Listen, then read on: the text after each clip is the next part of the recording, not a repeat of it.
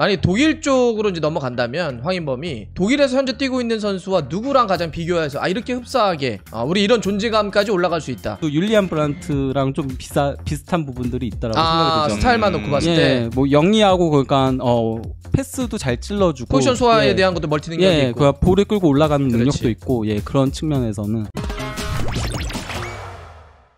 이제 어제도 전해드렸습니다. 황인범 선수 이제 스포르트 24에서 메넨글라드바흐가 황인범에게 관심 있다고 보도를 했는데요. 뭐 어제도 전해드렸습니다만 메넨글라드바흐는 8번과 10번 롤이 가능한 선수이자 재판매가 가능한 조건에 황인범이 부합된다고 보고 있습니다. 그러면서 이제 독일의 다른 팀들도 좀 황인범을 주시하고 있다. 이런 보도가 좀 왔었는데 일단 요것부터 여쭤볼게요. 나 지금 너무 어색해. 이 너무 급발진한 느낌이야. 10분 만에 갑자기 주제에 들어가니까. 가봐.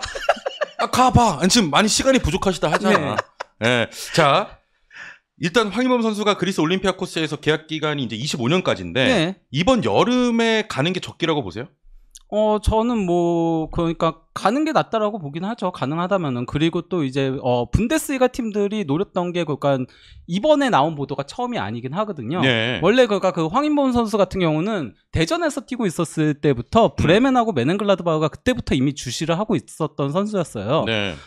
그리고 또 이제 지난 여름에도 아우크스부르크가 영입을 실제 하려고 고민을 굉장히 많이 했었고 분데스리가 팀들도 영입하려고 했는데 그때 이제 그 러시아 우크라이나 전쟁 때문에 맞습니다. 러시아 은행들이 꽉 막혀 있었잖아요. 그래서 이제 제3국을 통해서 지불을 해야 되는 형태로 가야 되는 건데 이럴 경우에 이제 그러면은 돈 세탁 같은 건 우려점이 있기 때문에 그래서 독일 팀들이 그거를 우려해가지고 그때 오퍼를 하지 않았던 거였거든요. 그래서 이제 올림피아코스로 가게 된 거였는데 또 이제 그 지난 11월에 그 독일 언론들에서 또다시 지금과 똑같은 보도가 나왔어요. 메넨글라드바흐, 프랑크푸르트, 프라이부르크, 그리고 호펜하임이 황인범을 원한다라는 보도들이 나왔던 거였거든요. 그리고 제가 이미 뭐 확인한 그런 소스들에 따라 소스들에 의해서도 결국 이 팀들이 실제로 관심을 굉장히 많이 가져가고 있고 이 팀들이 그리고 또 이제 황인범 선수가 필요하다라고 할 수 있는 건데요. 근데 이제 제가 그 어제 방송 올라온 걸 보고 조금 그 애프터 서비스가 필요한 게 있을 것 같아서 편하게 말씀 주십시오. 그래서 이거를 조금 앞에 일단 다루고 가자. 심화 과정. 순서까지도 이제 부버정님이 오늘 다 순서를 다 했어. 순서도 먼저 이렇게 정해 주셨기 때문에 이게 그 지난 11월에 나왔던 보도 내용인 거거든요. 지난 11월인 거죠? 그러니까 독일 구단들이 분데스리가 구단들이 지금 그 카타르 월드컵에서 이 선수를 주목하고 있다는 내용의 이제 기사가 올라온 겁니다. 그러면서 아까 얘기했던 메넨글라드바흐, 저기 메넨글라드바흐 있잖아요. 글라드바흐, 저게 이제 메넨글라드바흐의 약자인 거고, 그리고 이제 그 아인트라크트는 이제 프랑크푸르트의 약자를 이제 아인트라크트라고 하거든요. 왜냐면 아인트라크트 프랑크푸르트니까요. 전체 이름이. 뭐 그 외에 이제 뭐 프라이부르크랑 이제 뭐 호펜하임도 있는 건데 일단 그 현재 이게 메넨글라드바흐의 중원 구성인 건데요. 기본적으로 그냥 마누코네하고 바이글하고 이제 크라머하고 있는데 크라머는 일단 뭐 나이가 있기도 하고 바이글 임대 복귀해야 되는 그 상황까지 맞는데요. 노이하우스 같은 경우는 이번 좀 천천히 하셔도 돼요. 시간 많아요. 천천히. 그냥 노이하우스 같은 경우 이 선수도 원래 중앙 미드필더가 되는데 이 선수가 이번 시즌에 출전 시간이 9경기밖에 되지 않는 게 원래는 그러니까 굉장히 잘했어가지고 카타르 월드컵에 갈 가능성도 있다는 얘기들이 있었는데 큰 부상을 당했어요. 십자인대가 파열됐어요. 그러면서 이제 중원에 선수 숫자가 너무 부족하다 보니까 이제 영입이 필요한 상황이 되는 거고요. 일단 뭐 쓸 수 있는 선수도 바이글도 임대 복귀할 거고 또 마누코네 같은 경우는 현재 맨유라던가 리버풀이라던가 이런 구단들이 노리고 있어요. 그래서 그 메넨글라드바흐는 5천만 유로 이상의 이적료가 아니면 이적을 시키지 않겠다는 얘기들을 하고 있는데 어쨌건 지금 러브콜을 상당히 많이 받는 선수다 보니까 떠날 가능성이 매우 높다라고 할 수 있는 거죠. 숨 쉬어. 아니요. 그러면 이제 어찌됐건 중원에 누수가 있을 가능성이 있으니까 황인범을 좀 노리겠다. 이거는 이제 프랑크푸르트인 건데요. 프랑크푸르트는 뭐 일단 로데도 나이가 좀 많은 선수고요. 만 32세거든요. 그리고 또 이제 야키치 같은 경우는 최근에는 하세베의 뒤를 이어서 백스리의 중앙 수비수 역할을 많이 수행을 하고 있어요. 그리고 또 이제 카마다 다이치가 중앙 미드필더에서 주전으로 많이 나오고 있는데 네네. 카마다 다이치는 이번 시즌 끝으로 계약이 만료되고 또 이제 프랑크푸르트도 못 잡는다라고 얘기를 했어요. 그렇기 때문에 카마다 다이치가 떠나게 된다면은 여기도 중원의 보강이 필수인 거죠. 네. 그리고 원래 그 프랑크푸르트가 카마다 다이치가 떠날 걸 대비해서 아우아르하고 협상 중에 있었고 거의 된다는 얘기들이 나왔었는데 아우아르 이제 에이전시 쪽에서 이제 뭐 조금 더 금액을 달라, 더 네. 올려달라 이러면서 결국은 거의 포기 수순으로 가고 있습니다. 그러다 보니까 뭐 황인범 선수가 온다면은 팀에 도움이 될 네. 걸로 보이고요. 이번에는 이제 프라이부르크인 건데요. 프라이부르크는 보시면 아시겠지만은 중원에 회플러하고 에게슈타인하고 카이텔하고 딱 3명밖에 사실상 없다시피 해요. 이번에 회플러가 그 어마어마한 중거리 때렸던 친구죠. 예. 네. 저기가 그 중원이 가장 뎁스가 얇거든요. 그래서 중원에서 이제 뭐 부상자가 발생할 때 왼쪽 윙인 그리프라던가 아니면 도안리치라던가 이런 선수까지 뛰어야 했을 정도로 네네. 없다 보니까 이제 황인범 선수를 영입해야 되는 상황인 거고요. 이 팀 같은 경우도. 예. 그리고 여기는 이제 호펜하임인데요. 호펜하임은 중원이 굉장히 많아 보이긴 하잖아요. 근데 저기 밑에서 4명은 다 10대 선수들이에요. 아하. 그러니까 워낙 이 팀 자체가 문제가 많다 보니까 10대 선수를 끌어다가 쓰는 거기도 하고요. 현재 15위까지 내려온 상태거든요. 그리고 이제 원래 이 팀이 야심차게 영입한 선수가 프레멜인 건데 저 선수도 무릎 부상을 당해가지고 시즌 아웃이 됐어요. 그것 때문에 이제 장기간 못 나오고 있어서 네. 그래서 이제 중원의 뎁스가 굉장히 얇다라고 할 수 있겠죠. 그러다 보니까 저기 이제 크라마리치가 막 위쪽에 있는데 크라마리치는 원래 공격수거든요. 그렇지. 예, 그리고 이제 급하게 델라이니를 임대로 데려온 거예요. 세비야에서. 근데 델라이니가 잘 못한 거죠. 예, 그리고 사마세쿠는 저기 올림피아코스로 이적해가지고 지금 황인범 선수의 동료로 뛰고 있는 거고요. 빨리야 정신 차려. 아니 정신 차려. 정신 차려야 돼. 너무 지금 현타 와가지고. 아니야. 너무 깊은 너무 좋은 축구 얘기를 듣고 있어서 지금 옆에 보고 있는데 네. 지금 눈동자가 갈 곳이 있어가지고. 어찌됐건 지금 분데스리가의 많은 팀들 지금 언급한 팀들이 확실히 어떤 뎁스나 선수가 빠져나갈 중원에 염려가 있기 때문에 이제 황인범 선수를 노리는 건데 그러면 이제 여기서 궁금한 게 어떤 포인트냐면 지금 제가 알기로는 프리미어리그의 팀도 좀 약간 원한다는 것도 좀 듣긴 들었었거든요.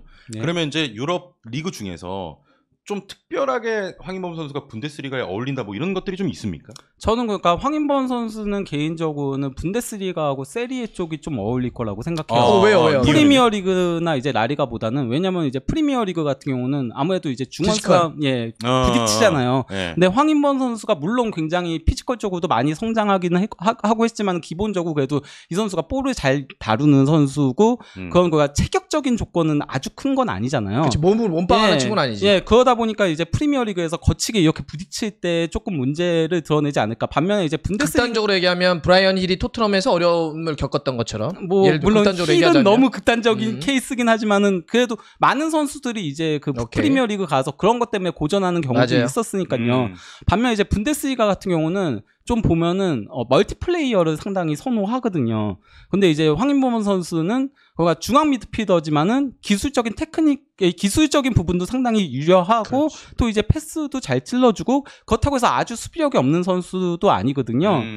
그러다 보니까 뭐 공격형 미드필더와 수비형 미드필더 이 두 자리를 왔다 갔다 하면서 쓰임새가 상당히 좋다라고 개인적으로 생각을 하고 있습니다. 이번에 그 보도될 때도 보루시아 뮌헨글라드바흐하고 할 때도 황인범은 기본적으로 미드필더에서 2개 이상의 포지션을 소화할 수 있다라고 명시되어 있더라고요. 예.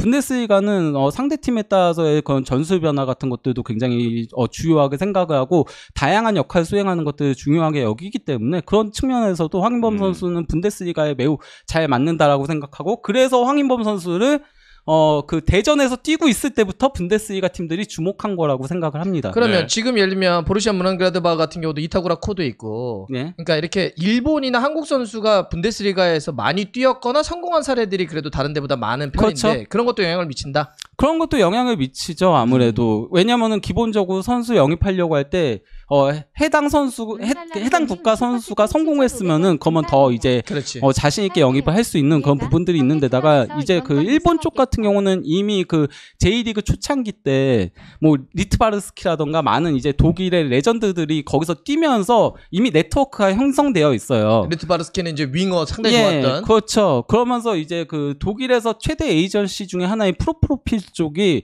일본하고 연결고리가 굉장히 강하게 되어 있거든요. 예, 제가 그것 때문에 이제 프로필 쪽하고 조금 알고 있는 건데, 예, 그러면서 이제 일본을 보면서 한국까지 같이 보는 거죠.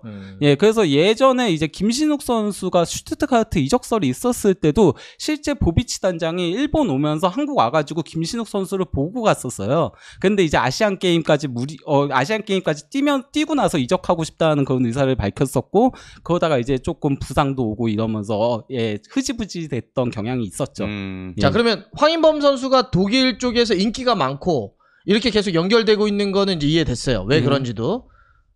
그래도 좀 유력한 팀은 어디라고 보십니까? 그래도 가능성이 좀 있다. 아까 뭐 약간 휴민트도 가동한 게 있다. 정보를 들은 게 있다는 얘기도 좀 했는데. 그래도 가장 적극적인 팀은 메넨글라드바흐긴 하죠. 예, 왜냐면 가장 오랜 기간 동안 지켜봤으니까. 브레멘은 그러니까 황인범을 같이 오랜 기간 동안 봤지만은 이제 브레멘이 영입하기엔 너무 커져버렸고요. 황인범은 예, 솔직한 나왔습니다. 브레멘. 예, 솔직한 팬 입장에서 얘기하는 겁니다. 네, 아니 그러면 이제 궁금한 것 중에 하나가 이 걸림돌 성사되는데 걸림돌이 이제 이적료. 그렇죠. 왜냐면 이제 올림피아코스는 어제도 말씀드렸습니다. 한 215요 정도고. 그리고 메넨글라드바흐나 지금 원하는 팀들 보면 한 115억 정도의 책정이 돼 있단 말이에요. 간극이 큰데 이게 뭐 가능성이 있습니까? 그것 때문에 조금 지켜보긴 해야 되죠. 왜냐면은 올림피아코스는 돈이 그렇게 부족한 팀이 아니거든요. 그러니까 그 그리스 리그 자체는 그렇게 뭐 돈이 많다라고 할 수는 없지만은 네네. 올림피아코스는 이제 마리나키스라고 그 미디어 재벌이 팀을 운영을 하고 있잖아요. 노팅엄 포레스트 구단주이기도 한. 그래서 이적료를 그렇게 깎으려고 하진 않을 거예요. 그래서 조금 돈이 뭐 아쉬운 팀이 아니니까. 그렇다고 해서 원래 이럴 때 이적료가 떨어지려면은 선수가 이제 언해피를 띄워야 되는 건데. 그런데 이제 그 한국 선수들은 그런 것들을 잘 안 하죠. 예, 그래서 그게 가장 관건이라고 할 수 있겠죠. 만약 독일 쪽으로 이제 넘어간다면 황인범이 독일에서 현재 뛰고 있는 선수와 누구랑 가장 비교해서 이렇게 흡사하게 우리 이런 존재감까지 올라갈 수 있다. 이해하기 쉽게. 조금 다운그레이드긴 하지만은 그래도 율리안 브란트랑 좀 비슷한 부분들이 있다라고 생각이 들죠. 스타일만 놓고 봤을 때. 뭐 영리하고 그러니까 패스도 잘 찔러주고 포지션 소화에 대한 것도 멀티 능력이 있고. 볼을 끌고 올라가는 능력도 있고 그런 측면에서는. 야, 그러니까 물론 뭐 당연히 브란트가 잘하는 선수죠. 그렇죠, 그런데 이제 그렇게 이해하면 좀 할 수 있고 황인범 선수가 올라가서 그렇게 계속 그 존재감이라든지 또 스타일적으로는 그렇게 해줄 수 있다. 네, 그리고 카마다 다이치가 프랑크푸르트에서 현재 뭐 에이스로 뛰고 있으니까 뭐 그런 그 역할도 충분히 물려받을 수 있다라고 생각하고요. 왜 대표팀은 뭐 그게 안 돼? 팀에서는 카마다 진짜 잘하잖아. 네. 일본 대표팀은 잘 안 되더라고. 아무래도 카마다 같은 경우는 그 흐름 속에서 잘하는 선수긴 하거든요. 그러다 보니까 조금 조직력이 잘 맞아야 되는데 대표팀은 아무래도 이걸 맞추는 그런 시간적인 여유가 없다 보니까 저는 그래서 그런 것 같아요. 대표팀은 좀 개인 기량이 있어줘야 될 필요성이 있거든요. 확실히 오시니까 나 궁금한 게 너무 많아지는데. 안 돼. 하나만 마지막 하나만. 만약에 이제 여름에 분데스리가로 가서 뛰면 혹시 더 한 번의 도약이 가능할까요? 저는 뭐 충분히 가능하다라고 생각하죠. 그래도 어쨌건 더 상위 리그니까 거기다가 또 이제 메넨글라드바흐도 나름 그래도 매력적인 축구를 하고 프랑크푸르트는 뭐 더 말할 필요도 없고 그래서 가면은 좋을 거라고 생각합니다. 저 그러니까 올림피아코스 간 게 아예 의미가 없진 않았다라고 생각을 해요. 왜냐면은 올림피아코스가 기본적으로 그리스 리그에서 가장 강한 팀이잖아요. 현재 성적은 그렇지 않더라고 하더라도 그러면서 황인범 선수가 이전에 다른 팀들에서 뛰었을 때보다 조금 더 본인의 예전 대전 시절의 느낌이 좀 나요. 자기가 하드캐리하는. 그리고 공격도 그러니까 좀 공격적인 능력들 그러니까 그동안 한국 대표팀 오면은 항상 굳은 일만 했잖아요. 그래서 예전의 느낌이 좀 안 나는 게 굉장히 아쉬웠었거든요. 근데 지금은 올림피아코스에서 주도적인 축구를 하다 보니까 조금 더 볼을 끌고 올라가면서 공격적인 플레이들을 하면서 이번 그 A매치 평가전 때 두 번 때 그때 보면은 이전보다는 조금 더 공격적으로 올라가기도 하고 그런 그 연결고리 같은 것들이 더 예전 느낌이 나는 플레이들을 하더라고요. 그게 이제 우리가 이강인을 보면서 느끼는 점하고 비슷한 거죠. 그 네. 포인트가 이강인 선수가 주도하는 팀에 가서 뛰는 모습, 발렌시아라든지 마요르카보다는 네. 이랬을 때는 이강인의 또 다른 모습을 볼 수 있다라는 논리가 지금 황인범의 그 논리하고 똑같이 연결되는 그렇죠. 거거든. 네. 네. 네. 근데 황인범 선수가 지금 96년생이에요. 생일 지나면 이제 27이 될 텐데 네. 현재는 26살이고 지금 가긴 해야 돼요. 가야 한 번 더 그렇지. 마지막 점프업이 네. 가능합니다. 이 네. 29살 정도가 그 마지막 빅사이닝의 기간이니까 지금 가서 2, 3년 또 한 번 이게 가능하니까 이번 여름이 제가 봐도 적기라 봅니다. 아, 그렇습니다. 자, 일단 황인범 선수의 분데스리가 이적설 이렇게 좀 정리를 해보고요. 내사랑소님님 감사합니다. 네, 오늘 뭐 부버장님 오자마자 부버지의 슈퍼챗 인기는 여전하네. 우리 막 얘기하고 있는데 뜬금없이 자 감사합니다. 네, 내 사랑소리님. 두 분도 축구 얘기한 거 진짜 오랜만이지. 이렇게 두 분 영화 얘기 빼놓고 영화 얘기 진짜 빼고 오랜만인 최근에? 거 아니에요? 네. 월드컵 이후에 지난주에 우리 점심 먹으면서는 했지. 따로 그냥. 예. 점심을 또 따로 먹었어? 우린 먹어. 어떻게 나한테 점심 먹자는 얘기를 그렇게 안 해요? 오늘 부버지는 영화를 잘 아니까 예. 그 포토월이라고 하는 거 아십니까? 포토월이요? 네. 그 저기 사진 찍는 그거 얘기하는 거예요. 예, 주연분들 나와가지고. 예, 그러니까요. 제가 이번에 포토월에 쓰게 됐습니다. 그래요? 예. 아니 얼굴 나와요? 안 나온다고 하지 않았어? 목소리만 나온다고 하지 않았나? 그거 몰라요 아직. 몰라요? 예. 저런 거에 이제 문성형이 나오는 거야. 저렇게 레드카펫 같은 것도 밟고 그 어떤 의상 컨셉은 좀 정하셨나요? 아직 물어봤거든요. 네. 그냥 아무렇게나 편하게 입고 그래요. 저한테 신경을 잘 안 쓰면 근데 축구 얘기 언제예요? 이렇게 오래 9분밖에 안 지났어. 예? 우리 한 20분은 넘었냐? 20분은 까야 돼요? 아니 무슨 오늘 다룰 게 지금 4가지인가 그건데 그거 평소에는 어느 저희 세월에 6가지를 우리 20분이면 해. 예, 평소에 이거- 6, 7개 합니다. 6, 7개. 아니 6, 7개를 어떻게 아니 우리 컨셉이라는 게 있어요. 왜 오셔가지고 왜 우리 컨셉을 무너뜨십니까? 이거 우리 컨셉이에요. 시간이 지금 부족해 보여요. 아니 이거 우리 컨셉이라니까. 아니 엑기스만에서 딱 잡는다니까. 가봐. 예. 여러분 첫 번째 소식 두 번째 들어갈게요. 일침.